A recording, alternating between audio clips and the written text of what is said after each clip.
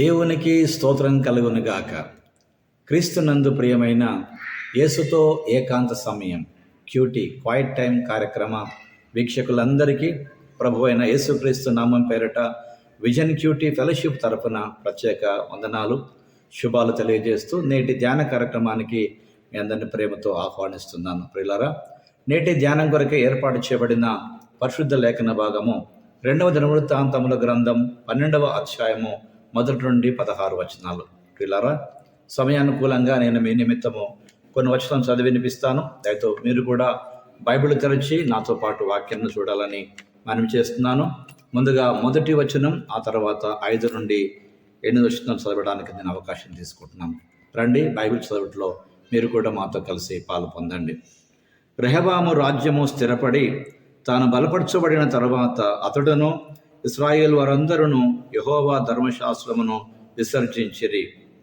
5వ వచనము నుండి, ప్రవక్త అయిన షెమయ రెహబామునొద్దకును షీషాకునకును భయపడి యెరూషలేముకు వచ్చి కూర్చుని ఉన్న యూదావారి అధిపతుల యొద్దకు వచ్చి, మీరు నన్ను విసర్జించితిరి గనక నేను మిమ్మను షీషాకు చేతిలో పడనిచ్చి ఉన్నానని యెహోవా సెలవిస్తున్నాడని చెప్పాను.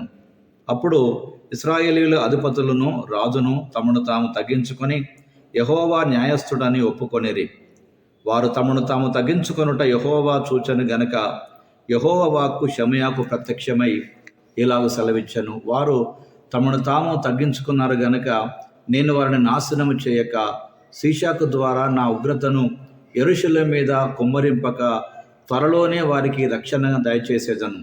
అయితే నన్ను సేవించుటకును భూరాజులకు దాసులై ఉండుటకును ఎంత భేదమున్నదో వారు తెలుసుకున్నట్లు వారు అతనికి దాసులగుదురు. చదవబడిన లేఖన భాగమును దేవుడు నేటి మన ధ్యాన సమయం కొరకు దీవించి ఆస్వాదించును గాక. ప్రియులారా, నేటి ధ్యాన భాగం చదివిన తర్వాత దీని కొరకు ఏర్పాటు చేసినటువంటి ప్రధాన అంశము మనము దేవుణ్ణి విడిచిపెట్టినప్పుడు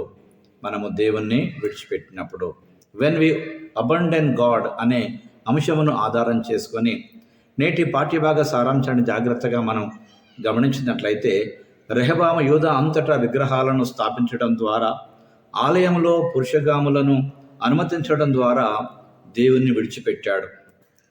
ఫలితంగా దేవుడు ఐగుప్తు రాజైనటువంటి షీషాకు ద్వారా యూదాపై తీర్పును తీసుకొని వచ్చాడు. అయితే రెహబాము మరియు నాయకులు దేవుని మాట విని వారు తమ పాపాలకు పశ్చాత్తాపపడి ఆయన దగ్గర క్షమాపణ కోరారు. కాబట్టి దేవుడు వారిపై దయ చూపించాడు. అయినప్పటికీ రెహబాము నిజంగా ప్రభు చిత్తాన్ని కోరని రాజు అనేటువంటి పేరు పొంది చివరికి మరణించాడు. ఈరోజు పాఠ్యభాగం ద్వారా దేవుడెవరో ఆయన మనకు పరుచుకుంటున్నాడు. ఈ భాగంలో మనం పశ్చాత్తాపపడి మన పాపాలను విడిచిపెట్టినప్పుడు దేవుడు తప్పకుండా మనను క్షమించే దేవుడై ఉన్నాడు. అలాగే కష్టాల నుండి విడిపించేటువంటి దేవుడై ఉన్నాడు.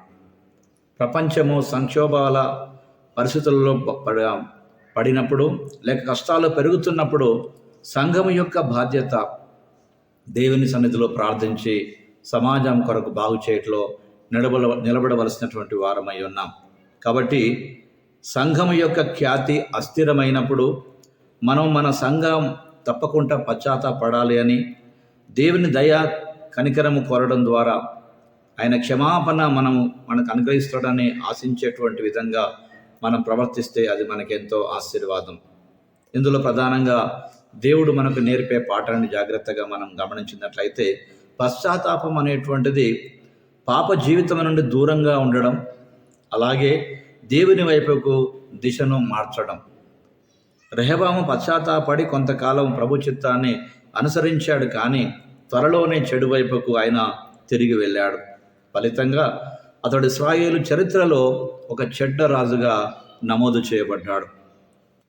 ప్రియులారా, నిజమైన పశ్చాత్తాపము తాత్కాలికమైనటువంటిది కాదు. మనము మన పాత మార్గాలను తిరిగి వెళ్ళకూడదు.